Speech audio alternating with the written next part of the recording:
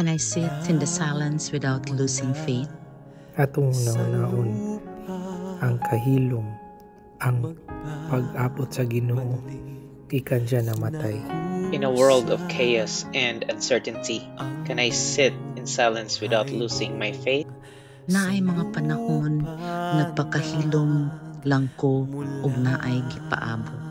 Atong buhaton, mupahuway ta, mutuo sad ta sa Ginoo, kinahanglan ta nga magmalig-on sa ato ang pagtuo. In the quiet tomb of waiting, I hold on, trusting that even in the absence, God is still moving. Dili ta dapat mawagtangan o paglaom kay puhon kuha ra nato ang tubag.